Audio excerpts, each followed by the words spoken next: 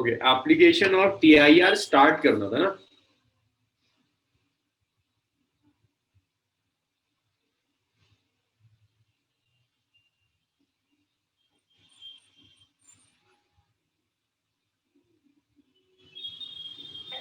So application of TIR में कुछ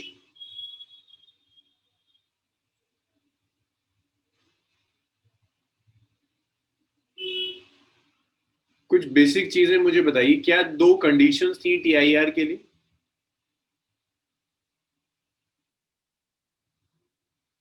TIR के लिए कुछ कंडीशंस बताई थी मैंने। क्या क्या कंडीशंस थी? दो कंडीशंस टीआईआर के लिए। अरे कोई नहीं बताएगा। हाँ, पहली थी ray should travel from denser to rare medium, और दूसरी कंडीशन थी angle of incident should be greater than critical angle. देखिए, एप्लीकेशन ऑफ टीआईआर में पहली जो एप्लीकेशन है that is Miraj.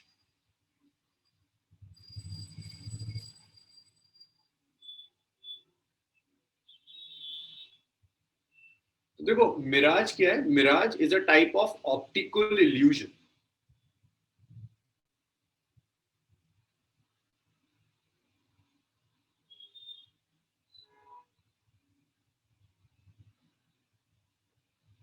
Miraj is a type of optical illusion. Mirage में क्या होगा?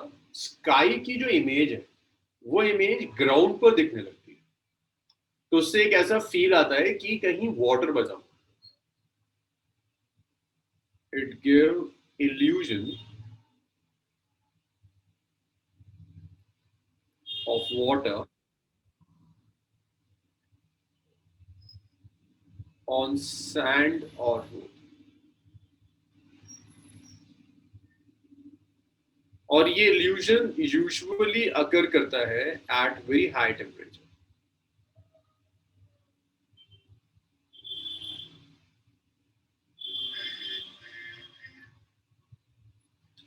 वैसे बहुत कॉमन ऑब्जर्वेशन है मिराज की।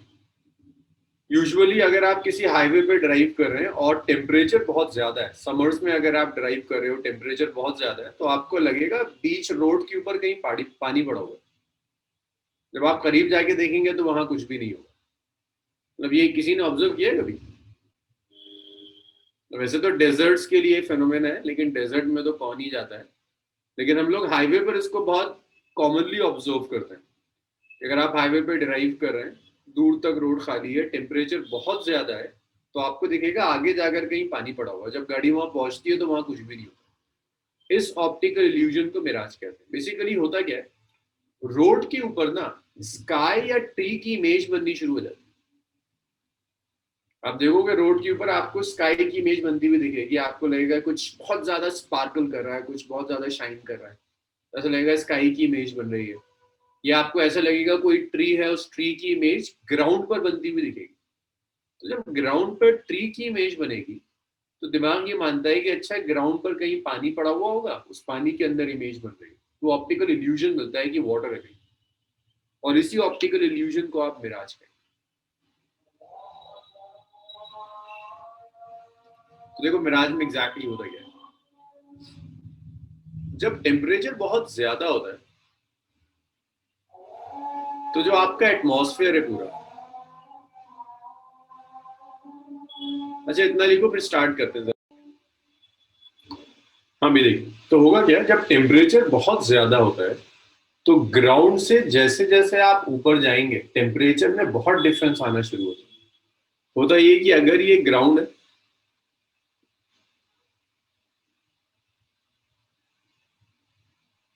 और ये ऊपर एयर है, एटमॉस्फेयर है, जिसे मैंने अलग अलग लेवल में डिवाइड कर दिया, तो जैसे जैसे आप ग्राउंड से ऊपर जाएंगे टेम्परेचर डिक्रीज करता है। ग्राउंड का टेम्परेचर सबसे ज्यादा होगा, जैसे जैसे आप हाइट पर जाओगे टेम्परेचर कम होता चला जाएगा। और टेम्परेचर डिक्रीज होने का मतलब है डेंसिटी इंक्रीज होती चली जाएगी। डेंसिटी इंक्रीज होती है, मीन यहाँ जो एयर होगी उसकी डेंसिटी बहुत कम होगी। जैसे जैसे ऊपर जाएंगे आप डेंसिटी इंक्रीज होती जाएगी, डेंसिटी ऑफ एयर इंक्रीज होती है। सो मान लीजिए यहां कोई ट्री था,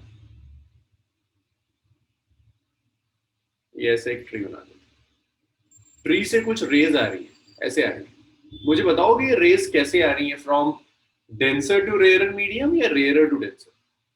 भाई इतना दिमाग सबका चलना चाहिए, मुझे आंसर्स दिखें सबके, कि अगर 19 बच्चे हैं तो 19 आंसर्स हों। क्या लगता है अगर रेज आ रही है तो डेंसर टू रेयर या रेयर टू डेंसर? नाइला ठीक है, निदा का आंसर ठीक है, रेहान ठीक कह रहा है, शिवा, हबीब, आयशा, शाहीन ठीक है, बस सुहेल भी सही कह रहा है, आमना आमना गलत कह रही है। आमना ऊपर डेंसर है, नीचे से ऊपर जा रहे हैं तो डेंसिटी इंक्रीज कर रही है, जब ऊपर से नीचे आओगे तो ये डेंस है, ये रेयर है। फायका कभी आया, बाकी लोग, हुमा, खुशी, नायला, नायला का आ गया, Tuba, denser to rare, denser to rare, ऊपर डेंसर है नीचे रेयर है, अगर रे ऊपर से नीचे आ रही है तो डेंसर से रेयर जाएगी ना, ऊपर डेंसिटी बढ़ती है, तो रे ट्रैवल कर रही है डेंसर से रेयर।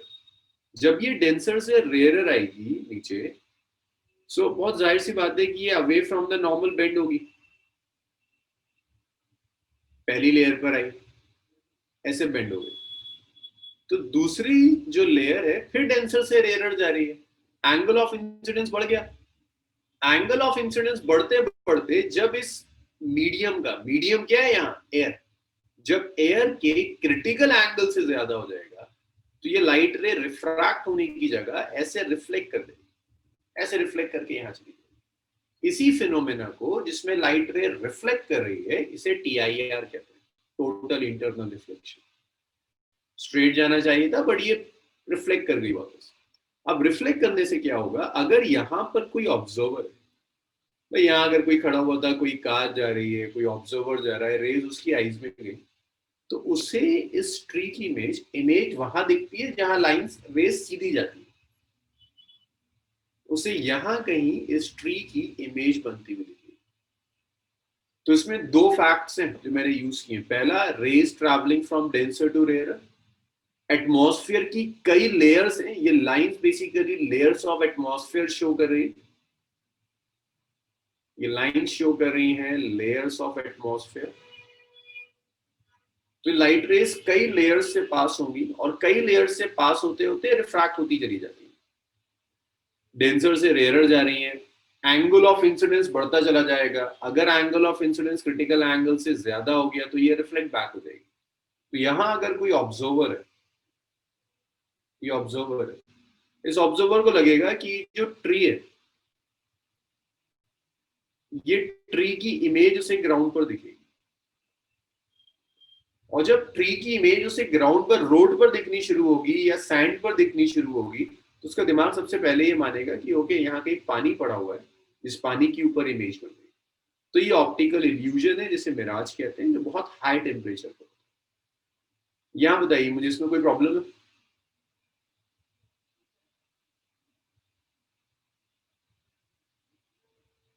देखो छोटी छोटी चीजें समझने की ज्यादा कोशिश करो रटने से।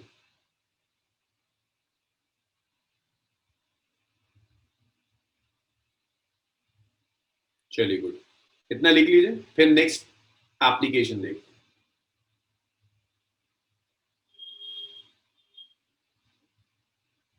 निशान, खुर्रम, क्लरे,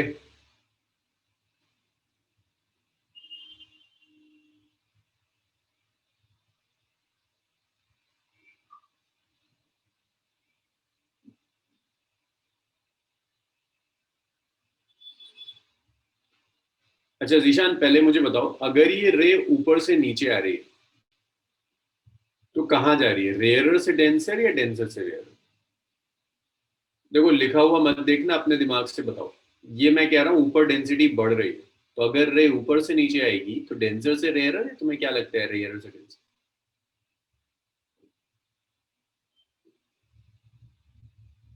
निशान,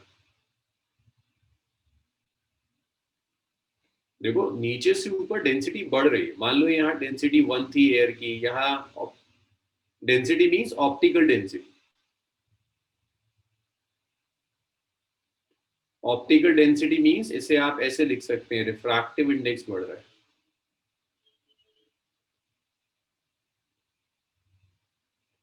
तो जैसे जैसे आप ऊपर जाएंगे रिफ्रैक्टिव इंडेक्स बढ़ता चला जाएगा। ऊपर डेंसर मीडियम है, नीचे रेयर है, तो रे जा रही है डेंसर से रेयर। तो टीआईआर की पहली कंडीशन सेटिस्फाई हो गई कि रे डेंसर से रेयर आ गई। अब अगर रे के लिए angle of incidence critical angle से ज्यादा है, भाई एयर की अलग अलग लेयर्स हो गई ना, लेयर 1 लेयर 2, ये डेंसर लेयर है, ये रेयरर लेयर है। अगर यहां पर angle of incidence critical angle से ज्यादा हो गया तो ये रे रिफ्लेक्ट बैक कर जाएगी, ऐसे आना था ऐसे चली जाएगी, ऐसे रिफ्लेक्ट बैक कर जाएगी। और जब आप इसे पीछे प्रोड्यूस करेंगे तो ये किसी पॉइंट पर मिलती हुई दिखेगी। ये जहां मिलती हुई दिखेगी वो इमेज होगी ट्री की, ये ऑब्जेक्ट है ट्री, और ये ट्री की इमेज आ गई, दैट्स इमेज ऑफ। अब देखिए जब ग्राउंड पर ट्री की इमेज दिखेगी तो आपको ऐसा लगेगा कि यहाँ अगर आप किसी रोड पर देखते हैं और आपको ग्राउंड के ऊपर पेड़ वेड़ की इमेज बंदी दिख जाए, तो आप या तो ये समझोगे कि ग्राउंड के ऊपर आईना लगा हुआ है, मिरर लगा हुआ है, या आपका दिमाग ये लेगा कि नीचे पानी पड़ा हुआ है। तो यूजुअली दिमाग ऐसे लेता है कि नीचे कहीं पानी पड़ा हुआ है, वाटर है। तो इसी ऑप्टिकल, नीचे कोई वाटर नहीं है कहीं भी, लेकिन आपको ये लगेगा कि नीचे वाटर है। इस ऑप्टिकल इल्यूजन को फिर आज कहते हैं।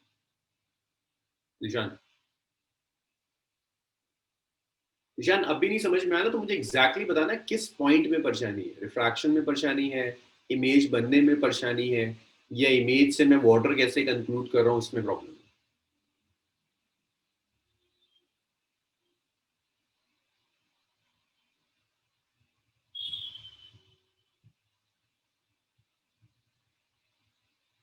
भाई लिख लिया सबने? निशान कुछ तो रिस्पॉन्स देना पड़ेगा, वरना तो बड़ा मसला हो जाएगा, इसको समझा नहीं पाऊंगा। चलिए सब लिख चुके हैं, हो गया।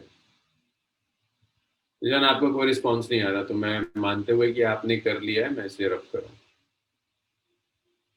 दूसरा जो ऑप्टिकल इल्यूजन है उसे लूमिंग कहते हैं।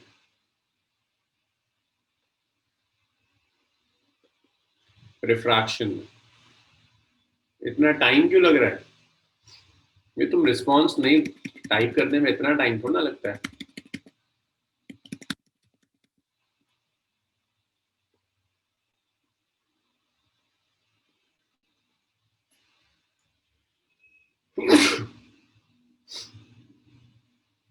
देखिए जिशान, ये डेंसर मीडियम, ये रेयरर मीडियम। टीआईआर में आपको समझाया था कि अगर रे डेंसर से रेयरर जा रही है और angle of incidence critical angle से ज्यादा है, तो ये रे रिफ्लेक्ट होकर सेम मीडियम में आ जाएगी, जहां से गई थी दोबारा वहीं आ गई। अब रे ये रिफ्लेक्ट करके यहां चली गई। अब यहां अगर कोई ऑब्जर्वर है, ऑब्जर्वर को इमेज वहां दिखेगी जहां रेज जाकर मिलेंगे। तो ये वाली रे आगे लेकर जाओगे तो ग्राउंड पर ऐसे जाकर मिल रही है, तो यहां पर आपको इमेज बनती हुई दिखेगी। निशान हो जाए बताइएगा।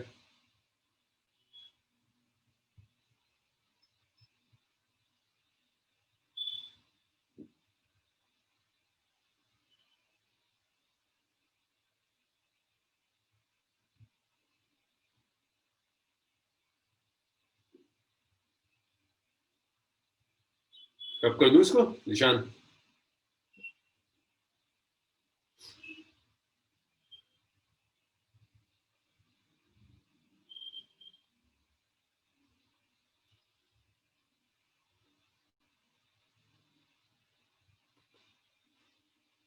देखिए लूमिंग है दूसरा, लूमिंग भी ऑप्टिकल इल्यूजन है।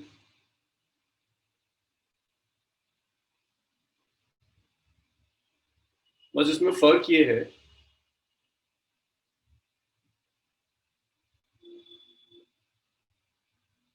बहुत लो टेम्परेचर पर होता है। मिराज में और लूमिंग में ये फर्क है कि मिराज बहुत हाई टेम्परेचर पर होगा, लूमिंग बहुत लो टेम्परेचर पर। यूजुअली एंटार्क्टिका या जहां टेम्परेचर सब जीरो होता है, -20 -30 डिग्री सेल्सियस, वहां लूमिंग मिलेगा। अब लूमिंग में होता क्या है कि ग्राउंड पर अगर कोई ऑब्जेक्ट है उसकी इमेज स्काई में बननी लगेगी। Image of an object on ground formed in sky।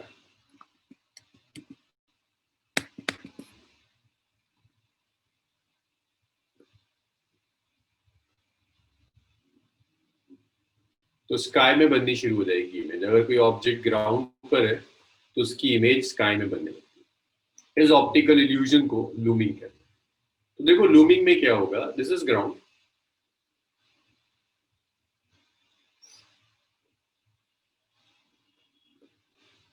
ये ग्राउंड है और ये एटमॉस्फेयर की अलग अलग लेयर्स है।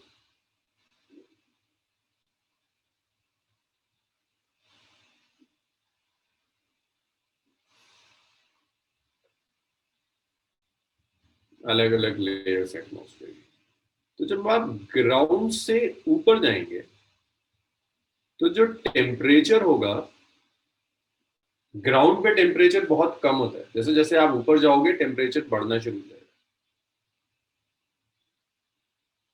टेम्परेचर इंक्रीज होगा। टेम्परेचर इंक्रीज होने का मतलब है जो रिफ्रैक्टिव इंडेक्स है एयर का वो डिक्रीज होगा। मींस नीचे वाला मीडियम डेंसर, ऊपर वाला मीडियम रेयर है। तो मान लीजिए यहां कोई ऑब्जेक्ट है ग्राउंड पे रखी हुई, इस ऑब्जेक्ट से रे गई ऐसे, मुझे बताओगे रे कहाँ जा रही है, रेयर से डेंसर या डेंसर से रेयर?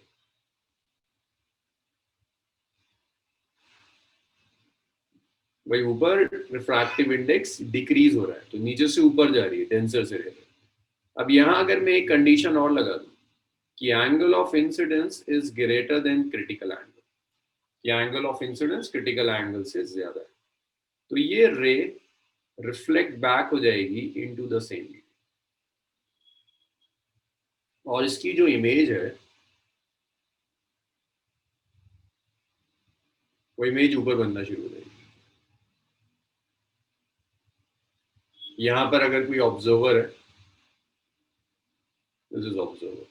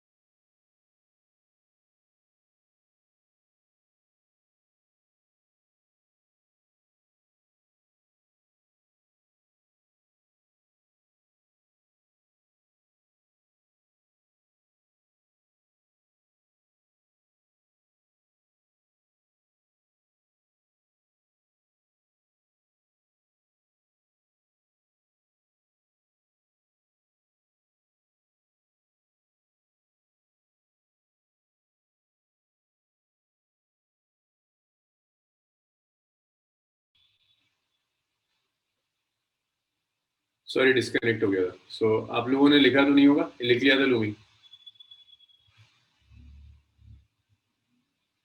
लिख लिया था, मैं दोबारा लिखूं?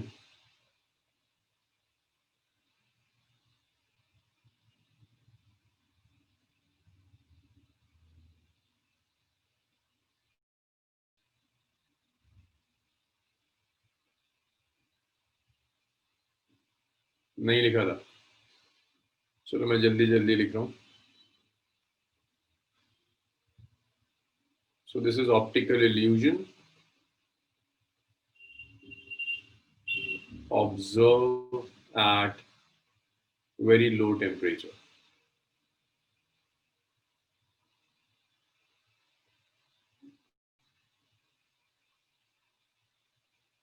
Image इसमें होता क्या है? Of object on ground form in sky. Ground पर जो ऑब्जेक्ट है उसकी इमेज स्काई पर बनती है।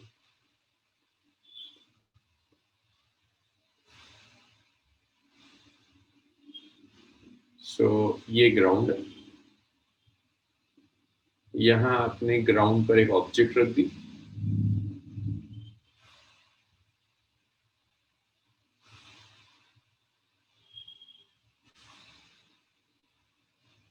जैसे जैसे आप ऊपर जाएंगे टेम्परेचर इंक्रीज होगा।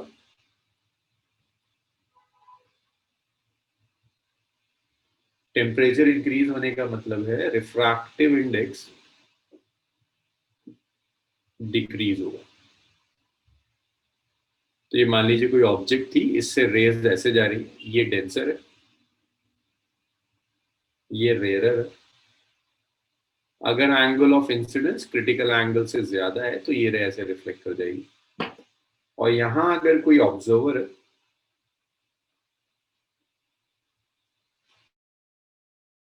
उस ऑब्जर्वर को इसकी इमेज हवा में उड़ती हुई दिखेगी।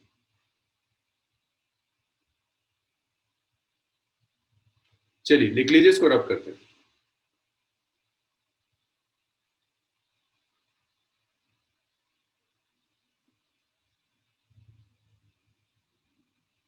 मैं रब कर दूं?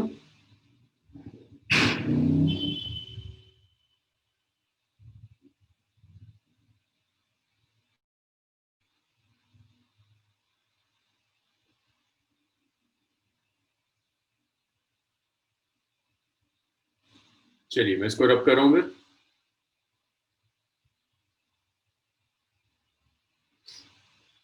देखिए लूमिंग के बाद नेक्स्ट एप्लीकेशन है टोटली रिफ्लेक्टिंग प्रिज्म।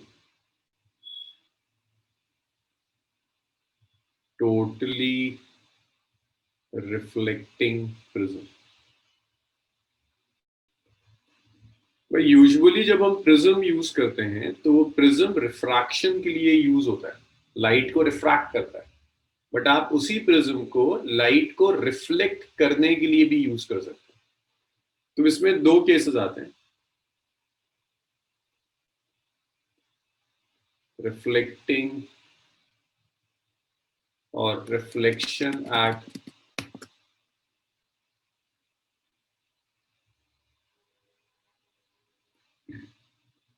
आप प्रिज्म को यूज कर 90 डिग्री पर भी लाइट को रिफ्लेक्ट कर सकते हैं।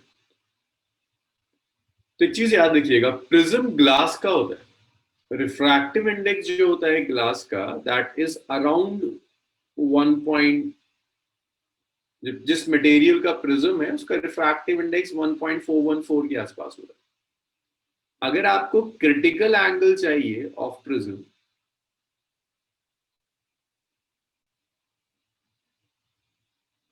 अगर आप प्रिज्म का क्रिटिकल एंगल लेंगे तो ये आ जाएगा साइन इनवर्स क्रिटिकल एंगल। सो ये आएगा साइन इनवर्स 1.414। ये ऑलमोस्ट 44 डिग्री के आसपास आता है। सो फॉर प्रिज्म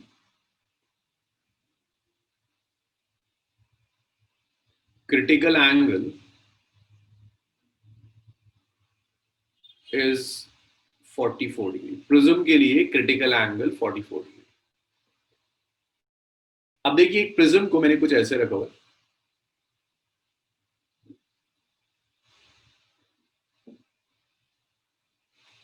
ये प्रिज्म है,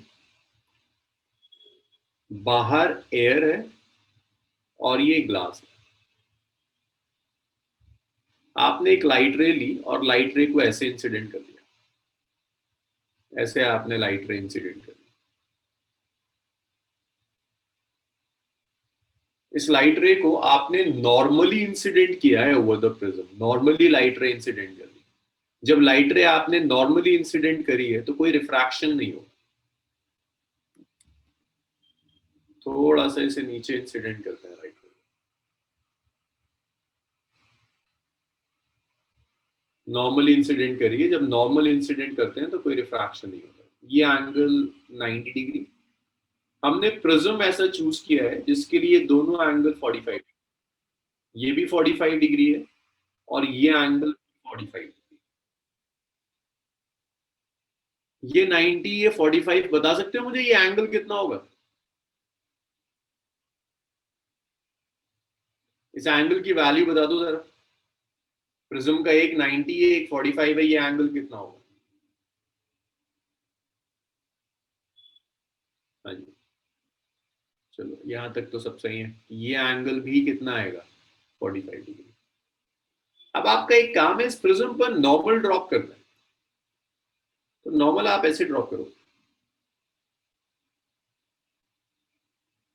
ऐसे आपने प्रिज्म पर नॉर्मल ड्रॉप कर दिया। This is normal over the prism.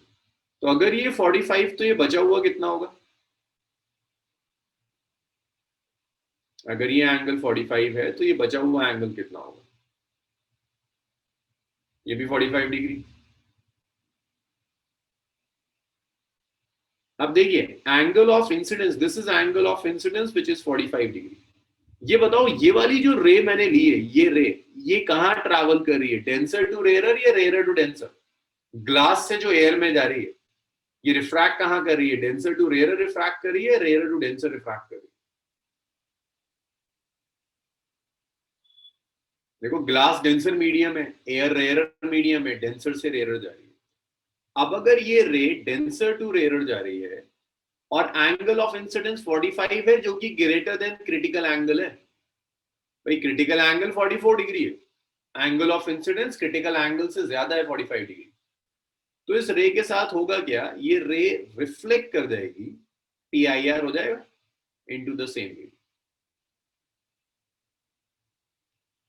तो ये रे ऐसे आकर रिफ्लेक्ट कर गई, ये एंगल भी कितना होगा? 45। तो अगर आप ढंग से देखो, ये इंसिडेंट रे थी, ये इमर्ज कर रही है, कितने एंगल से लाइट बेंड हो गई? 90 डिग्री से। तो प्रिज्म जो यूजुअली रिफ्रैक्ट करता है, उसने लाइट को रिफ्लेक्ट कर दिया एट 90 डिग्री। अब आप यहां से इमेज फॉर्मेशन भी दे सकते हैं, देखिए इमेज फॉर्मेशन कैसा होगा।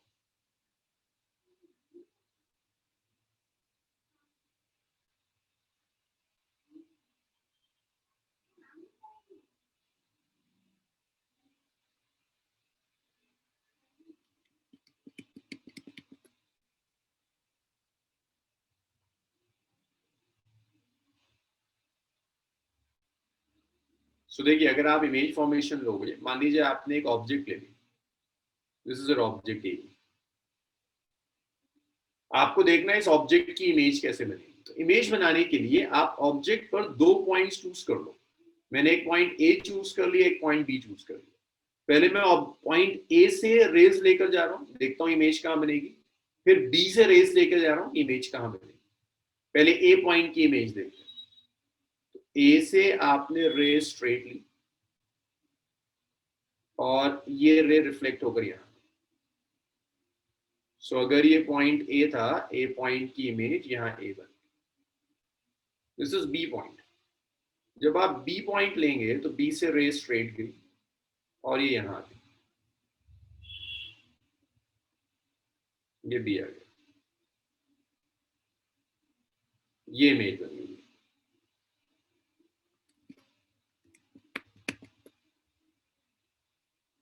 तो ये जो ऑब्जेक्ट यहाँ थी ए बी, इसकी इमेज यहाँ बन गई विच इज बी, रिफ्लेक्ट होने के बाद।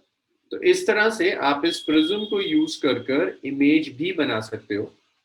बस ये होगा कि आपकी जो रे है वो 90 डिग्री पर बेंड। ये बताइए समझ में आया कि प्रिज्म यूज कर 90 डिग्री पर रेस को कैसे बेंड करेंगे।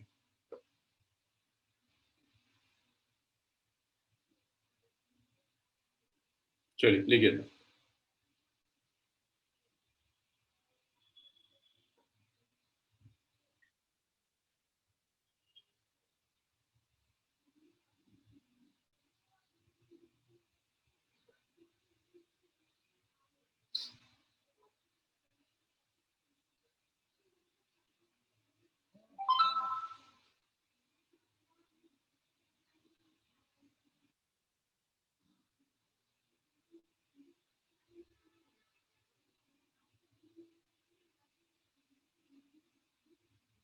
चलिए इसको रब कर दूं मैं, लिख चुके हैं सब।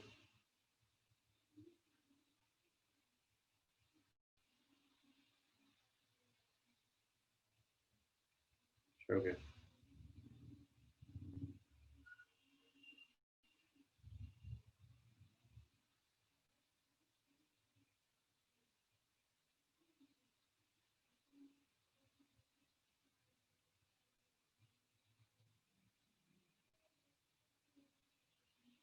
अब देखिए आप लाइट को 180 डिग्री पर अगर रिफ्लेक्ट कर रहे हो, रिफ्लेक्शन एट 180 डिग्री कैसा होगा।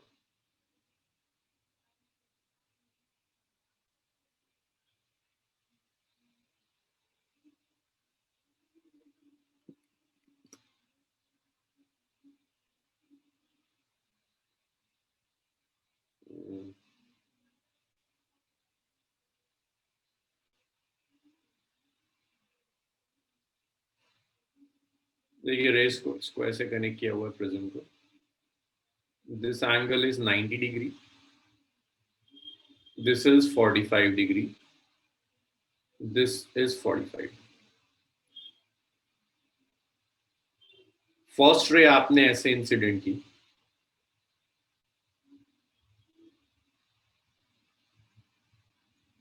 नॉर्मली इंसिडेंट की, रे स्ट्रेट जा रही। अब देखिए 90 डिग्री पहले की तरह यही एंगल 45 डिग्री होगा। ये जो नॉर्मल जा रहा है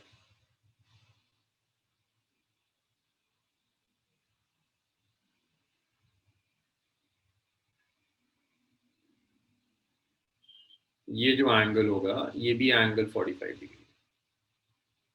सो ये रे 90 डिग्री पर बेंड हो जाएगी और ऐसे रिफ्लेक्ट होकर आ गई।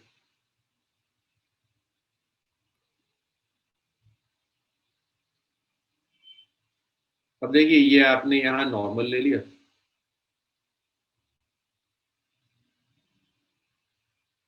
ये 45 डिग्री। देखो ये 45 डिग्री कैसा होगा, ये 45 तो ये भी 45 होगा, ये एंगल ऑफ इंसिडेंस है तो ये एंगल ऑफ रिफ्लेक्शन है। ये पूरा 90 डिग्री है तो ये जो बचा हुआ है ये भी 45 हो जाएगा। ये 90 था, ये एंगल 45 होगा, ट्राइंगल के तीनों एंगल का सम 180 ही होता है। टोटल 90, ये 45 तो ये 45। अब देखो इस वाली रे को, ये फिर से डेंसर से रेयर जा रही है और एंगल ऑफ इंसिडेंस 45 है जो कि क्रिटिकल एंगल से ज्यादा है। तो इस रे के साथ क्या होगा, फिर से TIR होगा, रिफ्लेक्ट बैक कर देगी। तो अब अगर आप ढंग से देखोगे तो रिफ्लेक्शन कितने एंगल पर हो रहा है, स्ट्रेट ऐसे आई और ऐसे चली गई, एंटी पैरेलल हो गई, 180 डिग्री पर लाइट रिफ्लेक्ट हो रही। ये इंसिडेंट रे, ये इमर्जेंट रे। तो आपने प्रिज्म को यूज कर लाइट को 180 डिग्री पर इसको रिफ्लेक्ट करा दिया। इसी से आप इमेज फॉर्मेशन भी ले सकते हैं। जब आप इमेज फॉर्मेशन लेंगे तो बस एक रे की जगह ऑब्जेक्ट रख दो, दो रेज आ जाएंगी।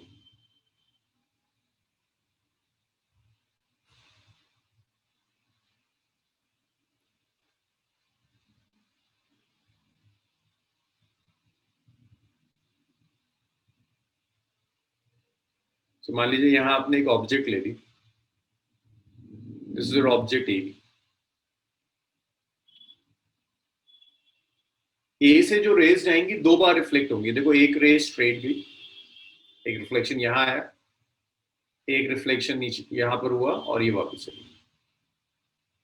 ऐसी बी से जो रेज आएंगी ये दो बार रिफ्लेक्ट होंगी, पहला रिफ्लेक्शन, दूसरा रिफ्लेक्शन, ये आ गया।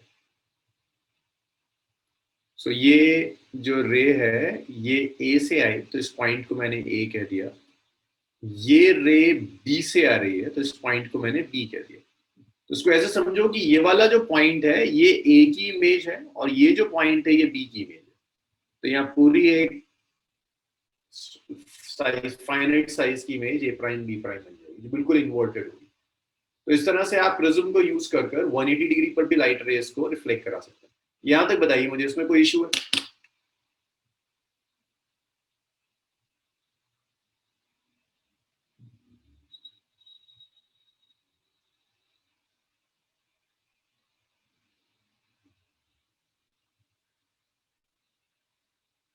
निशान क्लियर है? अरमान, नवेद,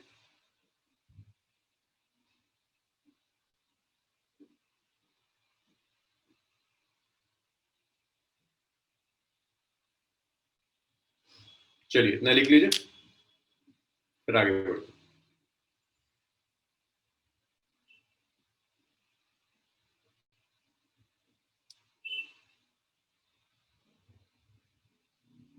हाँ रेहान, इमेज और ऑब्जेक्ट साइज बिल्कुल सेम होगा।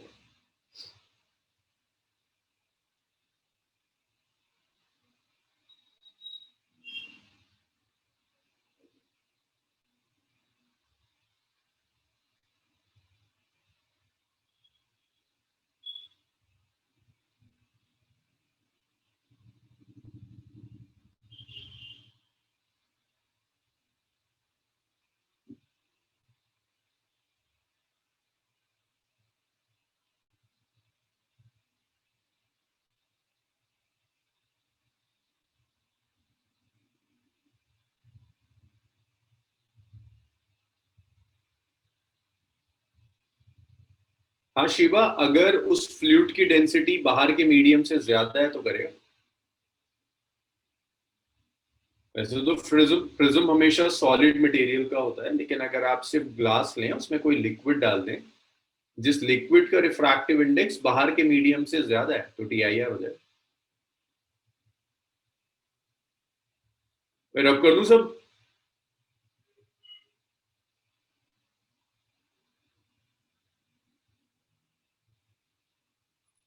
चलिए, तो ये था रिफ्लेक्शन एट 180 डिग्री। नेक्स्ट देखिए, फोर्थ एप्लीकेशन है ऑप्टिकल फाइबर। ऑप्टिकल फाइबर से पहले एक फैक्ट समझ लो।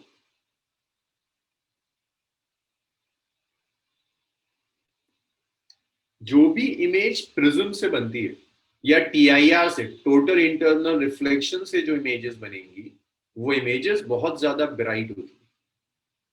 अगर आप एक नॉर्मल इमेज जो रिफ्लेक्शन या रिफ्रैक्शन से बनती है उसको टीआईआर की इमेज से आप कंपेयर करेंगे तो टीआईआर की इमेजेस बहुत शार्प होती है। शार्प मीन्स ब्राइटनेस बहुत ज्यादा होगी, इंटेंसिटी बहुत ज्यादा होगी। रीजन सिर्फ इतना है कि रिफ्लेक्शन कभी 100% नहीं होता। अगर आप मिरर भी लेंगे तो मिरर से कुछ लाइट रिफ्लेक्ट करती है, कुछ रिफ्रैक्ट भी कर देगी।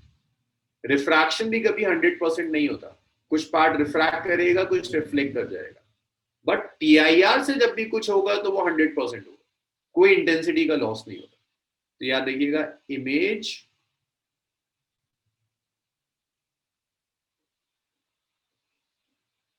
obtained through TIR are very bright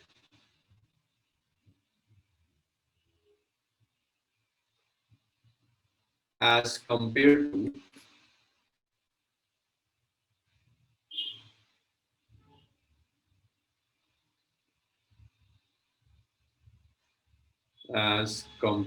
to image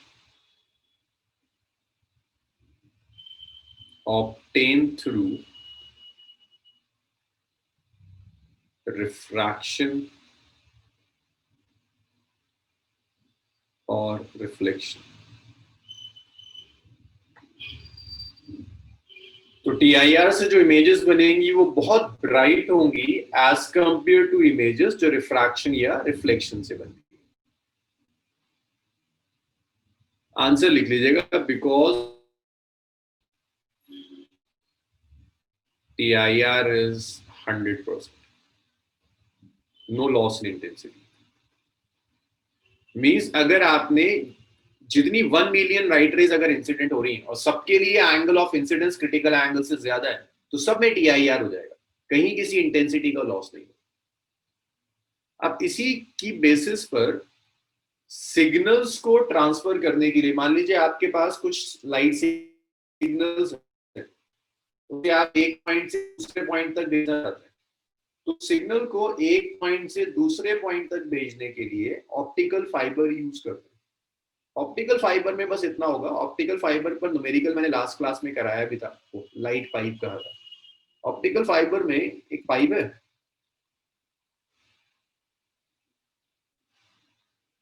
इस पाइप में एक कवरिंग होती है, तो इस पाइप का जो मीडियम है अंदर का वो डेंसर है। ये जो कवरिंग है ये रेयर है। तो बस इतना होता है ऑप्टिकल फाइबर में कि आपने एक बार लाइट रे इंसिडेंट करा दिया, इस लाइट रे में एंगल ऑफ इंसिडेंस जो होगा वो क्रिटिकल एंगल से ज्यादा होगा। अब ये लाइट मल्टीपल टाइम्स रिफ्लेक्ट होती हुई यहाँ पहुंच जाएगी, तो सिग्नल आपका यहां तक ट्रैवल कर गया जो आपका लाइट सिग्नल था। अब चूंकि इसमें एनर्जी में कोई लॉस नहीं होता, इंटेंसिटी में कोई लॉस नहीं होता, जो सिग्नल यहां से स्टार्ट हुआ तो वो यहां पहुंचा है, कोई लॉस नहीं। ये ऑप्टिकल फाइबर, इसमें कोई कैलकुलेशन नहीं है, सिर्फ स्टेटमेंट्स हैं जो आप एनसीईआरटी से देखकर लिखोगे। और एक और है ब्रिलियंस ऑफ डायमंड।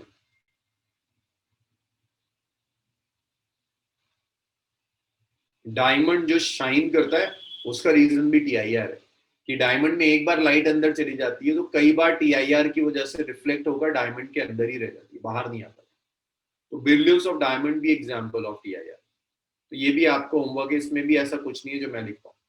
तो दो चीजें आप खुद देखेंगे, बाकी तो मैंने करा दिया। देखो टीआईआर खत्म हुआ, नेक्स्ट टॉपिक पर आ। शुजात सैटेलाइट क्या बता रहे हो?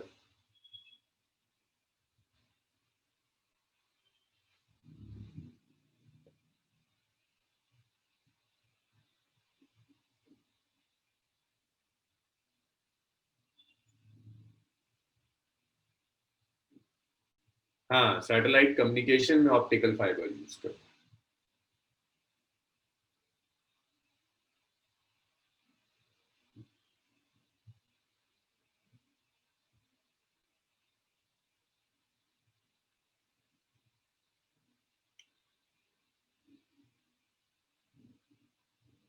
भाई इतना लिख लीजिए, बताइए, अभी दो टॉपिक्स और हैं, जल्दी जल्दी वाइंड अप करते हैं। चलो।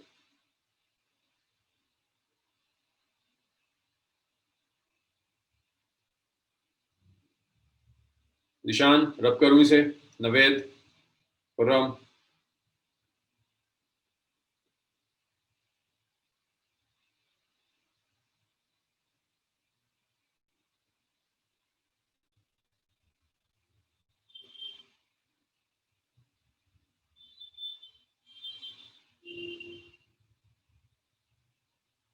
चलिए, ऑप्टिकल फाइबर के बाद नेक्स्ट है आपके पास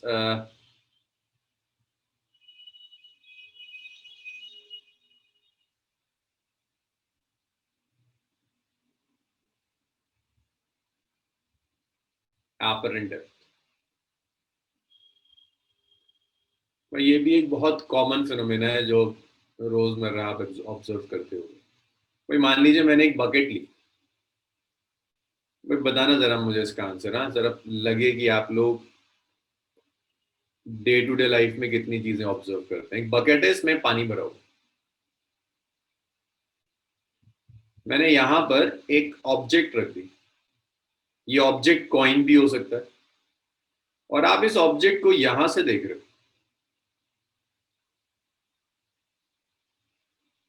ये ऑब्जर्वर है, ये ऑब्जेक्ट को देख रहा है। अगर आपने एक बकेट ली, उसमें कॉइन डाल दिया, और कॉइन जो है वो वाटर की सरफेस से कुछ डेप्थ में, this is depth of the coin. आप जब ऊपर से देखोगे तो कॉइन कहां दिखेगा? इसी जगह दिखेगा।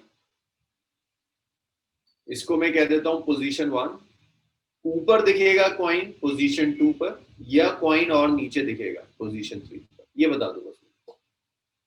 निदा का आंसर सही है, शाहीन का ठीक है, नायला, रेहान, आयशा, अरमान, खुशी, सबका सही है।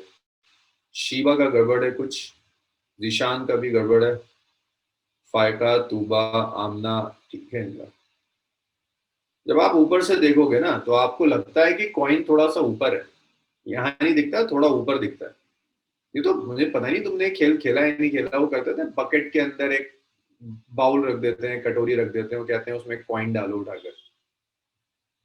तो जो बकेट जो जहां रखा हुआ है वो बाउल वहां ना दिखकर थोड़ा सा ऊपर दिखता है, थोड़ा सा ऊपर दिखता है बाउल।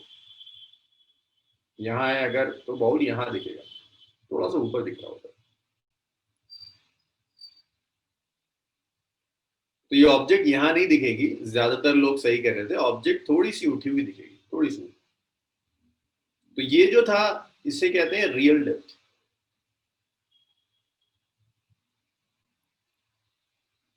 ये जो ऊपर दिखेगी, अब जाहिर सी बात है इसकी डेप्थ कम हो जाएगी। इस डी ए को कह देते हैं दिस इज एपरेंट डेप्थ। तो इस सेक्शन में आपके दो काम है, पहले तो आपको ये फिजिकली दिखाना है कि ओके ऑब्जेक्ट यहाँ नहीं यहाँ दिखेगी। दूसरा आपको एपरेंट डेप्थ का रिलेशन कैलकुलेट करना है कि एपरेंट डेप्थ रियल डेप्थ से कम क्यों है। पहले आपको फिजिकली दिखाना है, फिर आपको मैथमेटिकली ये प्रूफ करना है कि एपरेंट डेप्थ क्यों रियल डेप्थ से कम। तो देखिए उसके लिए क्या करते हैं, ये यहाँ ऑब्जेक्ट था, सिंपल रे डायग्राम बनाते हैं, जहां रेज मिल जाएंगी वहां इमेज बन जाएगी। तो एक रे तो स्ट्रेट गई ऐसे नॉर्मली, मुझे बताओगे क्या ये रे रिफ्रैक्ट करेगी? भाई सब आंसर दिया करो, मेरे लिए जरा डिसाइड करना आसान हो जाता है कि समझ में आ रहा है या नहीं आ रहा। इस रे को मैंने नॉर्मली इंसिडेंट किया है, बताइए क्या इस रे में रिफ्रैक्शन होगा या नहीं होगा? खुशी, सुहेल, शीबा, नायला, निदा गलत कर रही है, शाहीन, रेहान, फायका गलत आंसर है, बाकी सबका सही है, जिसका नहीं बता रहा हूँ सबका सही है। अरमान, तूबा सही है, जीशान का गलत है आंसर, हुमा फिरदौस का भी गलत है आंसर। भाई अगर रे नॉर्मल इंसिडेंट होगी ना तो कोई रिफ्रैक्शन नहीं होता। ये सरफेस है, मैं रे को नॉर्मल नॉर्मल थोड़ी ना रिफ्रैक्ट होती है, ये नॉर्मल रे है। देखो 90 डिग्री ड्रॉ भी किया, इसमें कोई रिफ्रैक्शन नहीं होगा।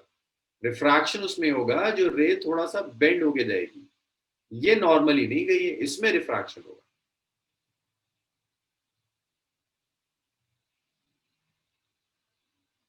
भाई बताइए आ रहा है समझ में? नॉर्मल रे में कोई रिफ्रैक्शन नहीं होता, रिफ्रैक्शन सिर्फ उस रे में होगा जिस रे को आप 90 डिग्री पर इंसिडेंट करें। नॉर्मल में कोई रिफ्रैक्शन नहीं होता। यहां आपने इंसिडेंट कर दिया एंगल ऑफ इंसिडेंस, ये रे। अब ये बताइए रे वाटर डेंसर है, एयर बाहर है जो रेयरर मीडियम। रे के साथ बताओ रे कैसे बेंड होगी, टुवर्ड्स द नॉर्मल या अवे फ्रॉम द नॉर्मल? ये रे बेंड कैसे होगी, टुवर्ड्स द नॉर्मल बेंड होगी कि away from the normal? Naila का आंसर सही, शाहीन, खुशी का आंसर सही है। शुजात, रे डेंसर से रेयरर जा रही है, कहां बेंड होगी, towards the normal away from the normal?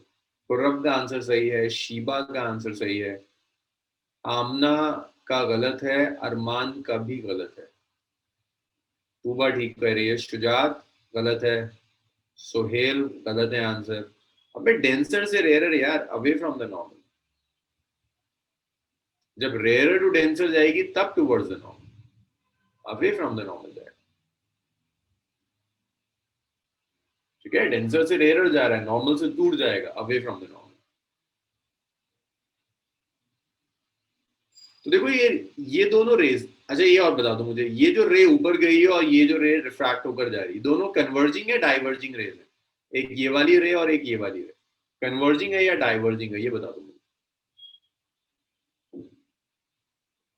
चलो निदा का आंसर सही है, शाहीन का ठीक है, रेहान का ठीक था, तूबा, सुहेल, नायला, शिबा, खुरम, शुजात का गलत है, खुशी का ठीक है, फाय का कन्वर्जिंग कैसे हो जाएगा बच्चे? हुमा का ठीक है, एक रे ऐसे गई एक रे ऐसे गई, डाइवर्ज हो रही है ना, ये दोनों रेस तो डाइवर्ज होंगी। यहां मैंने कहीं आई लगा दी, तो यहाँ जो इमेज बनेगी आगे तो जाके बनने से नहीं, डाइवर्जिंग इमेजेस तो आगे मिलती नहीं है, डाइवर्जिंग रेज है, दोनों रेज डाइवर्ज कर रही हैं, आगे कहीं नहीं मिलेंगी, तो इन्हें पीछे प्रोड्यूस करना पड़ता है।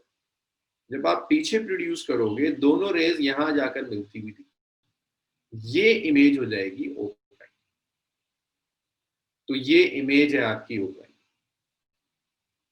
रिफ्रैक्शन की वजह से जो ऑब्जेक्ट यहां थी वो ऑब्जेक्ट यहां दिखेगी, इसे लिख दो इमेज ऑफ ऑब्जेक्ट। पहला जो रीजन था कि ऐसा क्यों होता है कि बकेट के नीचे अगर ऑब्जेक्ट रखी है थोड़ी सी ऊपर दिखती है, तो आंसर है रिफ्रैक्शन, रिफ्रैक्शन की वजह से यहां दिख रही है। अब एक दूसरा काम है, भाई ये समझ में आया कि ऊपर क्यों दिखी, इसमें कोई परेशानी? देखो थोड़े बहुत फैक्ट तो आपको याद रखने पड़ते हैं, मतलब इतनी डिटेल में नोट्स इसीलिए लिखवाए जाते हैं कि आप अगर सिर्फ नोट्स भी पढ़ लें तो ये सारे फैक्ट्स आपको याद रहे, तो छोटे छोटे से फैक्ट्स।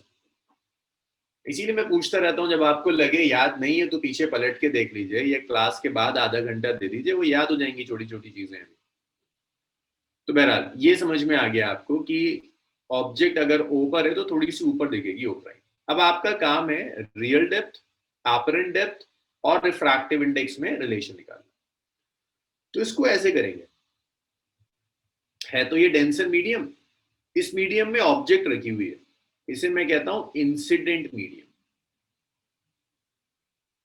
जहां ऑब्जेक्ट रखी है उसे इंसिडेंट मीडियम कहते हैं, जहां ऑब्जर्वर है उसे मैं रिफ्रैक्टेड मीडियम कहता हूं। मेरी बात समझ में आ रही है? जिस मीडियम में भी ऑब्जेक्ट होगी वो मेरे लिए इंसिडेंट मीडियम है, जहां आपको ऑब्जर्वर है वो रिफ्रैक्टेड मीडियम। डी आर जो है, this D R is the real depth, तो real depth is D R. अब आप एक काम कर सकते हैं, N D is refractive index of denser medium,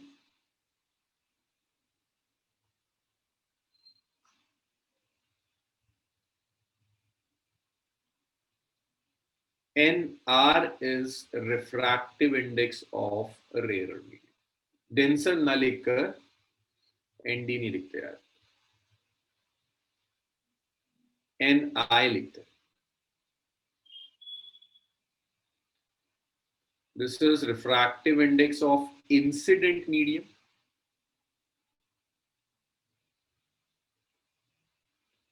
और ये NR है, refractive index of refracted medium, जिस मीडियम में लाइट जा रही है उस मीडियम। और इस प्रॉब्लम में आपको पता है कि इंसिडेंट मीडियम का रिफ्रैक्टिव इंडेक्स रिफ्रैक्टेड मीडियम से ज्यादा है, इंसिडेंट डेंसर है, रिफ्रैक्टेड रेयर है। अब ये जो पॉइंट, इसको मैं कह देता हूं दिस इज पॉइंट बी, कोई और कलर यूज करो, और इसे मैं कह देता हूं ए, और ये तो ओ प्राइम था, ये बी है। बी पॉइंट पर रिफ्रैक्शन हो रहा है, तो मैं स्नेल्स लॉ अप्लाई करता हूं, स्नेल्स लॉ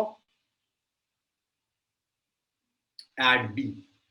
तो देखिए ये एंगल ऑफ इंसिडेंस, ये वाला एंगल एंगल ऑफ रिफ्रैक्शन हो गया। तो जब स्नेल्स लॉ लगाओगे, यहां रिफ्रैक्टिव इंडेक्स क्या है, एनआई, बाहर रिफ्रैक्टिव इंडेक्स क्या है, एनआर, यहां एंगल है आई, तो आप लिख सकते हैं एन आई साइन आई।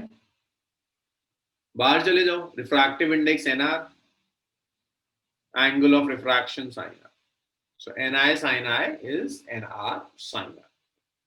तो यहां से आप लिख सकते हैं कि साइन आई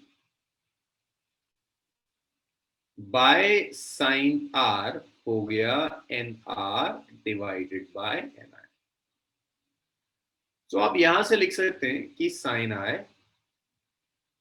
ये तो रिफ्रैक्टेड बाय इंसिडेंट हो गया, मैं इंसिडेंट बाय रिफ्रैक्टेड मीडियम लिखना चाहता हूं, तो देखो इसको ऐसे लिख दूं, 1 by N I by N are.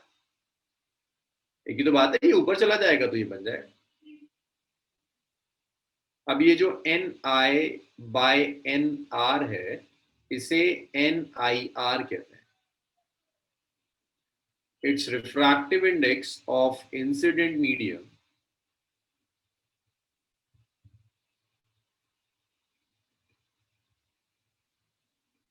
with respect to refractive. Incident medium का रिफ्रैक्टिव इंडेक्स है रिफ्रैक्टेड मीडियम की रिस्पेक्ट में. तो sine I by sine r is 1 by NIR. This is equation number 1. यहां तक बताइए, क्लियर है ना?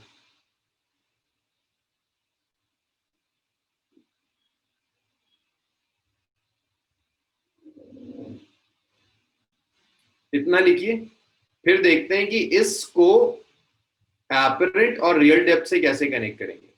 बेहतर होगा कि अगर आप खुद लिखें बजाय इसके कि आप एक एक चीज कॉपी करते चले जाएं बोर्ड से. आप इसको खुद करने की कोशिश कीजिए. जहां आप अटक जाए वहां, उसका मतलब है आपको नहीं आता, वहां आप देख लीजिएगा.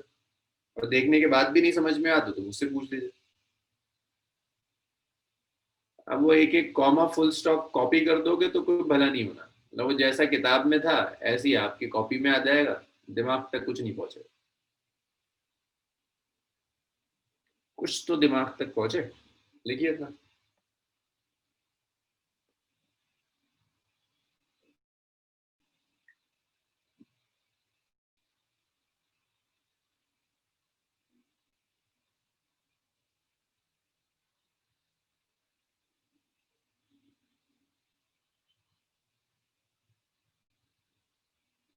नहीं नहीं शुजात, थीटा जीरो क्यों होगा? यहाँ देखो, आई है एंगल ऑफ इंसिडेंस या एंगल ऑफ रिफ्रैक्शन.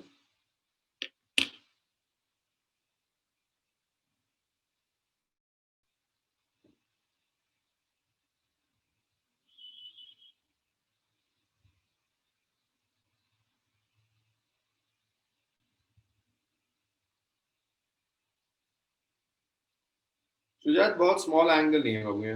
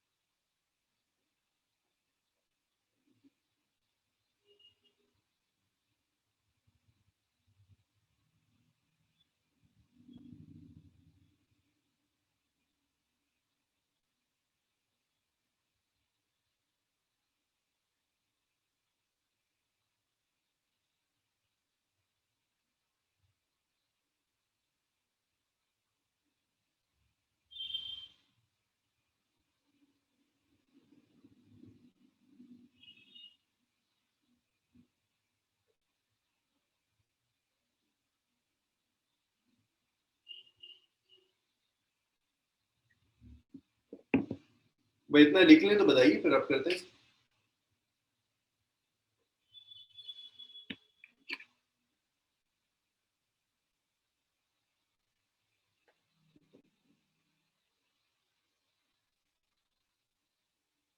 चलिए हो गया.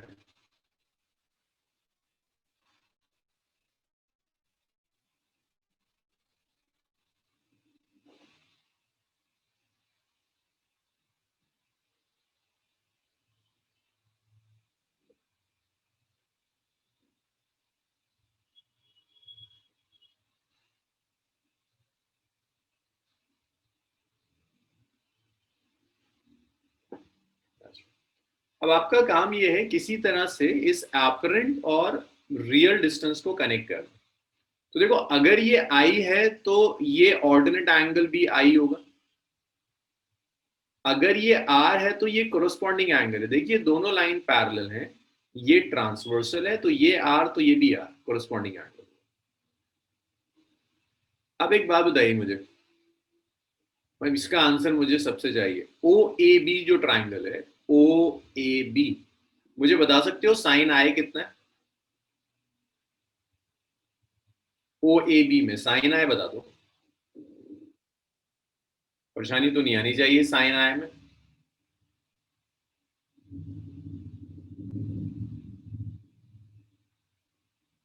अबे 45 क्यों हो जाए? साइन आई की वैल्यू साइड की टर्म्स में होता है ना साइन। हाँ, निदा का सही है आंसर, साइड के रेशियो की टर्म्स में। नहीं निदा, ढंग से देखो कहाँ गड़बड़ कर रही हो, गलत है।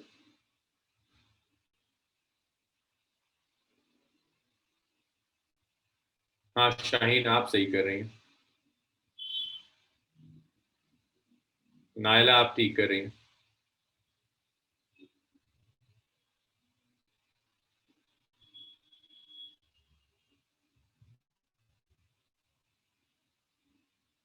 शीबा, डी आर क्या है? नहीं।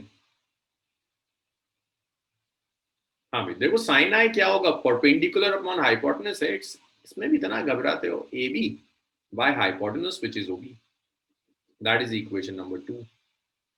बिल्कुल इसी तरह से अगर आप ट्राइंगल ले रहे हैं O prime A B, O prime A B ऊपर वाला जो ट्राइंगल, इसमें बता दो मुझे साइन आर कितना है। ऊपर वाला जो ट्राइंगल है इसमें बता दीजिए साइन आर कितना है।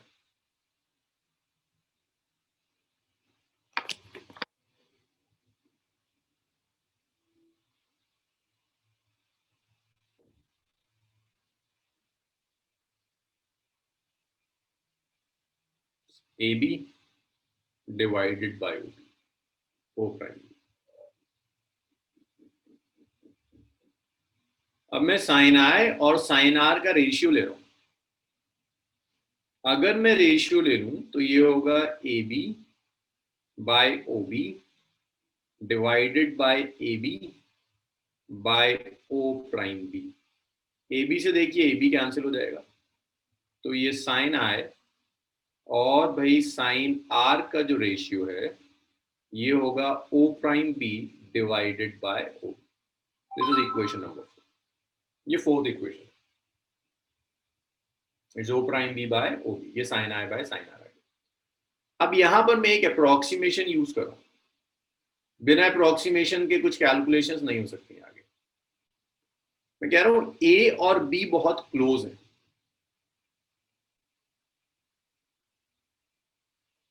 दोनों पॉइंट्स बहुत क्लोज है। इसे कहते हैं नियर नॉर्मल इंसिडेंस।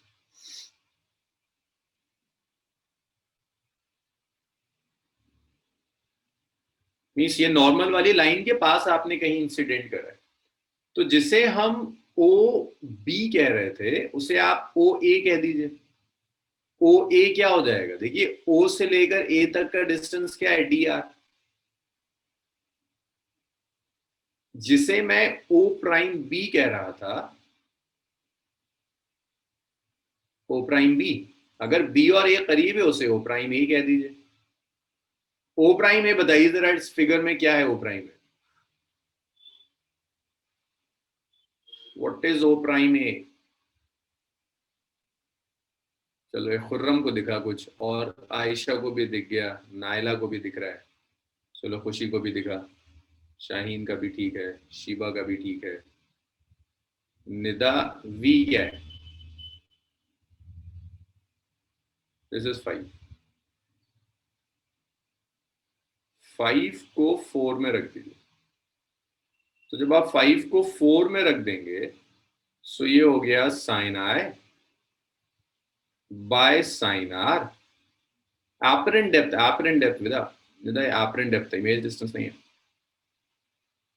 मैं लेंस मिरर नहीं करा रहा था, एपरेंट डेप्थ कह रहे थे। तो देखिए ओ प्राइम बी की जगह आ गया आपका बी ए एपरेंट डेप्थ,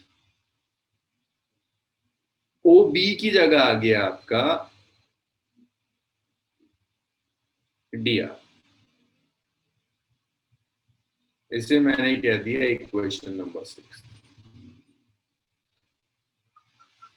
भाई यहां तक 6 तक क्लियर है, इक्वेशन नंबर 6 तक अब एक दो स्टेप्स रह गए बस।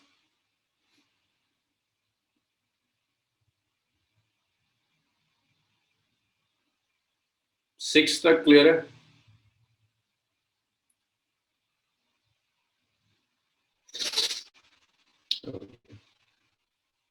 अब 6 और 1 को इक्वेट कर लेते हैं।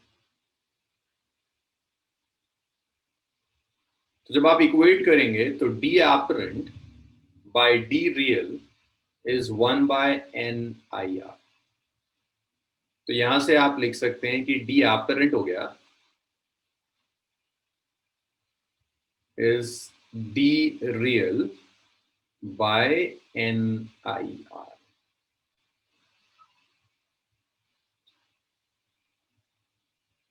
नहीं शाहीन, जीरो नहीं होगा। अगर ये जीरो हो गया तो रिफ्रैक्शन ही नहीं होगा ना। बहुत इतना क्लोज नहीं है कि आपका एंगल ऑफ इंसिडेंस जीरो हो जाए। अगर एंगल ऑफ इंसिडेंस जीरो होता तो रिफ्रैक्शन ही नहीं होता, और रिफ्रैक्शन ही नहीं होगा तो जहां की ऑब्जेक्ट है वहीं दिखेगी, ये रेज होकर नहीं दिखेगी।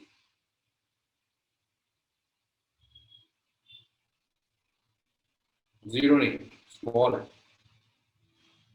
चलिए इतना लिख लीजिए।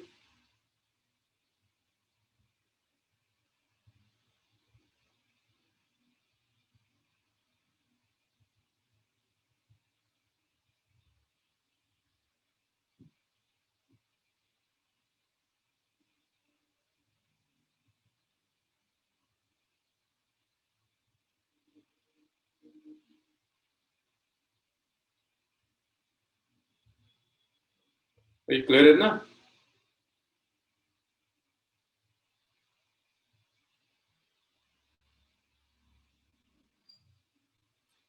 अच्छा,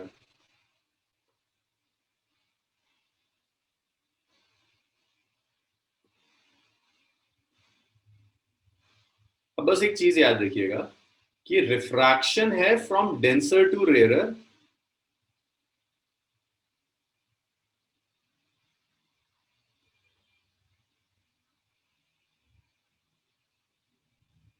मीन्स आपका जो एन आई है ये डेंसर मीडियम है, आपका जो एन आर है ये रेयरर मीडियम। तो एन आई आर जो है which is N I by N R, वो ग्रेटर देन 1 होगा। भाई ये बड़ा है डेंसर का, तो आपका N I R greater than 1 आ। अब अगर N I R greater than 1 है तो ये जो एक्सप्रेशन है ना, D apparent is D real by N I R, ये ग्रेटर देन 1 है तो आप लिख सकते हैं D apparent is less than D real. Apparent depth real depth से कम होगी, apparent depth is less than real depth.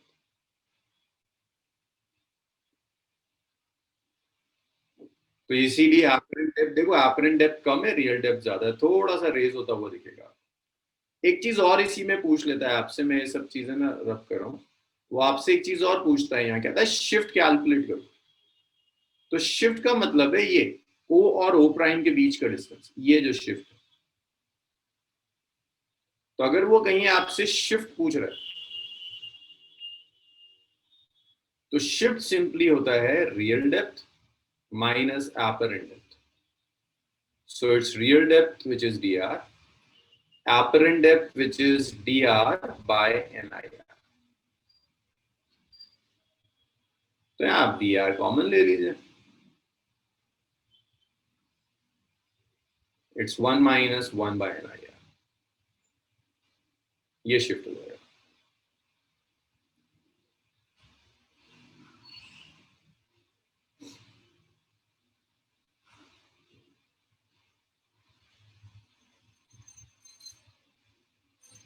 चलिए इतना लिखिए।